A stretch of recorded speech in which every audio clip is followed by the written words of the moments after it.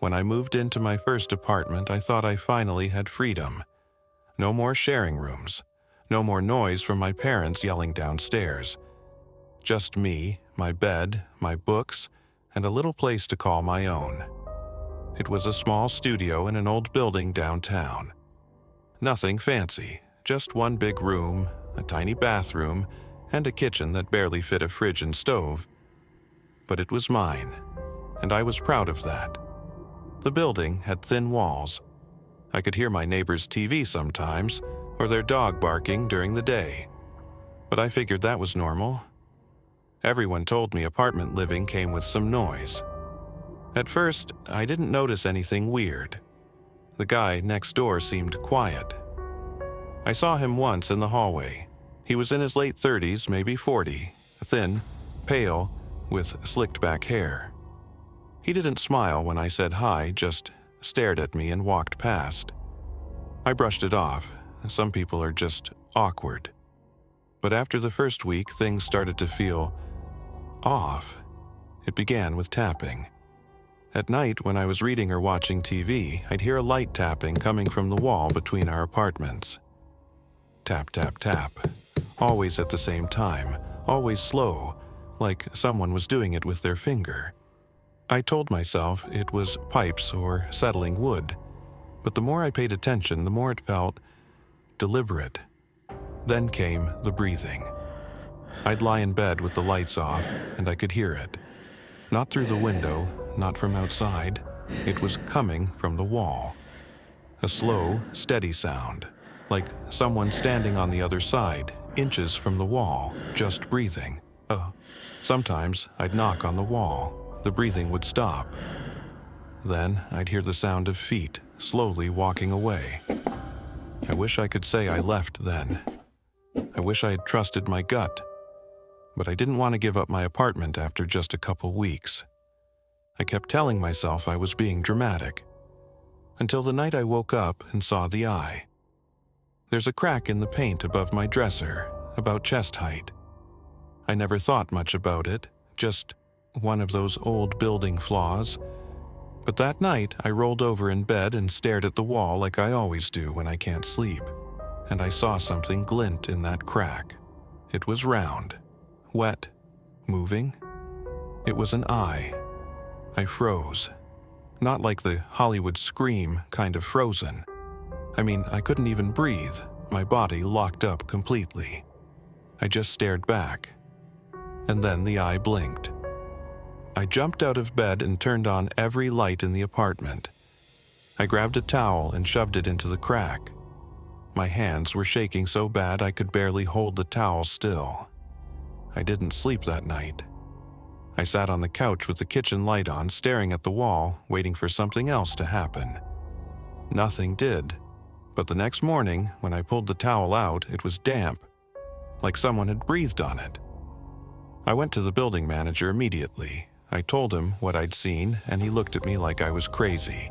Said the walls were solid, no holes, no way someone could see through.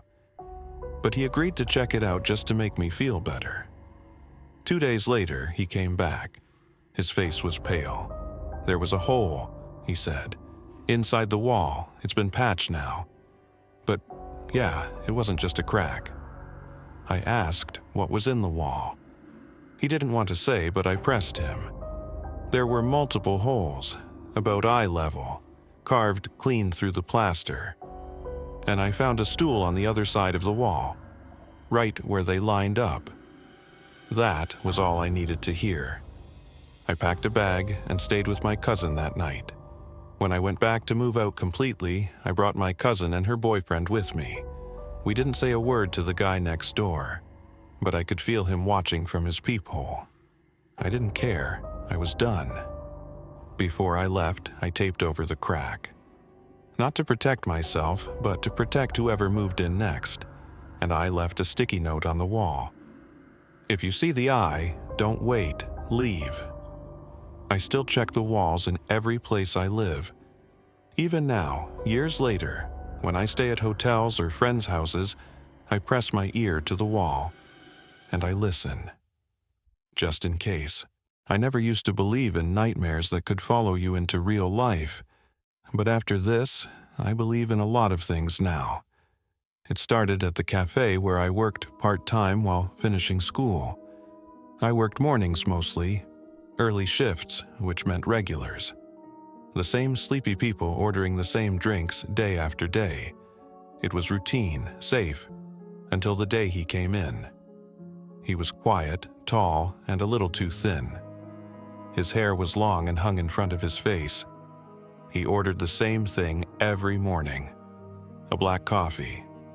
Nothing else, no sugar, no smile, no chit-chat. He never looked at the menu, never looked at me. But I always caught him glancing just long enough to make my skin crawl. It wasn't flirty, it was more studying me. Every time he came in, I'd feel this weird tension, like he was waiting for something. Like I was supposed to say or do something I didn't understand. He never gave his name for the order, but after a week of showing up every day, I started writing "creepy guy" on his cup. Just a little joke between me and the other baristas. Then one night I had a dream. I was back at work. The cafe was empty, lights low, everything washed in orange from the setting sun. I was cleaning the counters, same as always, when I turned around and saw him sitting at the corner table. Just sitting. His eyes followed me as I moved. His head didn't move, just his eyes. I walked over to the register, and when I looked up, he was right there, standing in front of me. I woke up drenched in sweat. I figured it was just stress. Maybe my brain was telling me to be more careful. I made a note to tell my manager about him if anything weird happened again. But the dreams didn't stop. Each night it got a little more intense. In one, he stood outside my bedroom window. In another, I was walking down a hallway that never ended, except when I turned around and saw him at the other end. Always silent, always watching. And then, one morning at work, he said my name. I hadn't told him my name. I never wore a name tag. But he handed me a $5 bill, and as I reached for it, he whispered, "Thanks, Emma." I dropped the bill. He just smiled and walked away. I froze. The girl on the espresso machine looked at me and asked what was wrong. I couldn't even speak. That night, I locked every door, every window. I even pushed a chair under the handle of the front door, just like in the movies. Then, I went to bed, trying to shake the feeling that something was coming. I had another dream, only this time, I wasn't in the cafe, I was in my room, lying in bed, and he was sitting at the foot of it, staring at me. I couldn't move, couldn't speak. I just watched as he leaned closer, whispering something I couldn't understand. Then he reached out and touched my hair. I jolted awake, heart pounding, drenched in sweat again. But something was off. The air smelled different, like coffee and sweat. And my closet door was open. I never leave that door open.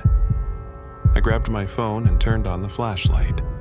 My hands were shaking so badly I almost dropped it. I scanned the room slowly. Nothing. Closet was empty. Windows were still locked. But when I turned back toward my bed, I screamed. There was a cup, sitting on my nightstand, a to-go coffee cup, with my name written on it. It looked exactly like the ones from work. I ran from my room. I didn't stop to think. I called the cops from the bathroom, locked the door, and waited until they arrived.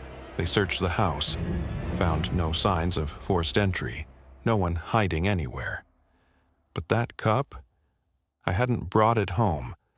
No one else had keys to my place. They treated me like I was imagining it, but I know what I saw. I quit the cafe the next morning, moved in with my sister for a few months. I never saw him again, never had another dream, but I still check under the bed every night. I still double-check the locks, and I never take coffee from strangers. I moved into my new apartment a week before classes started. It was a small studio, barely enough room for a twin bed and a desk, but it was mine. My first place on my own. The landlord was old school, no digital lease, just a handwritten form and a ring of keys handed to me by a grumpy man who barely looked up from his paperwork. The building wasn't in the best part of town, but I liked it. It felt lived in, real. The first night, I noticed the numbers on my door were off. I lived in Unit 3B, but the B had rubbed off. I made a mental note to put a sticky note or something on the door, just in case food deliveries got confused. Wish I had done it sooner. On my second night there, I ordered takeout. Chinese. I was exhausted from unpacking and just wanted something warm to eat while I watched some dumb show. When the food arrived, the guy looked confused. "You sure this is your place?" he asked. I laughed and told him, "Yeah, just moved in." He nodded slowly and handed over the bag, nothing strange yet. I locked the door, ate my noodles, and fell asleep on the couch. Around 2 a.m., someone knocked. Not a loud knock, not urgent, just 3 soft taps. I sat up, confused. Maybe it was a neighbor. I walked over to the door and looked through the peephole. No one. I figured maybe it was a drunk person, wrong door. It happens. I went back to bed. Next night it happened again. Same time, same knock, no one there. This time I waited by the door for a minute before looking. Again, the hallway was empty. But when I opened the door and looked down, there was a plastic grocery bag. Inside it was a single sandwich in cling wrap, like the kind someone would make at home. No note, no explanation. I tossed it in the trash, chilled to my core. The third night it escalated, same time, same knock. But this time, when I opened the door, there was a man standing just outside the reach of the hallway light. I couldn't see his face clearly, but he was tall, still, silent. He was holding a small box. "I think you have the wrong place," I said, trying to keep my voice steady. He just tilted his head. Then took one step forward and set the box down gently on the ground. Then he walked away. Didn't say a word.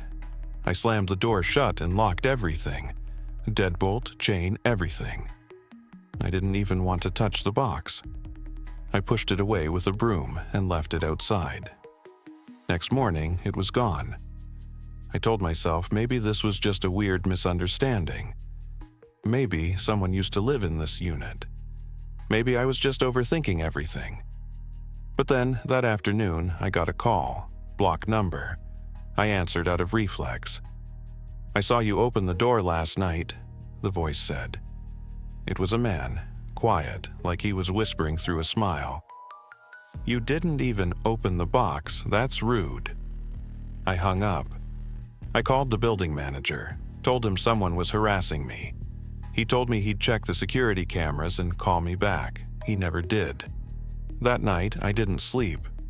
I stayed on the couch, every light on, phone in hand. At 1:59 a.m., I heard it. 3 soft knocks. I didn't move, didn't even breathe. Then another knock, louder. Then a voice just outside the door. "I brought you something better tonight." I grabbed my phone, ready to call the cops, but I already had a text from another unknown number. "You forgot to lock your bathroom window." I dropped the phone. The bathroom was right behind me, a small frosted window over the tub. I turned slowly. The door to the bathroom was cracked open.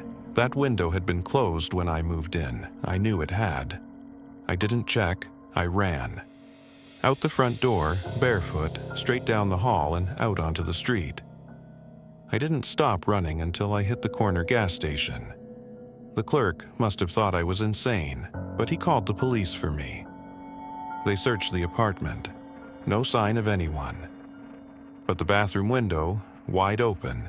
The cops took a report but didn't seem too hopeful. They said it might have been a prank. Someone messing with me, I knew better. I moved out the next day, didn't even take most of my stuff. Just packed a suitcase and crashed on a friend's couch for 2 weeks while I found somewhere else to live.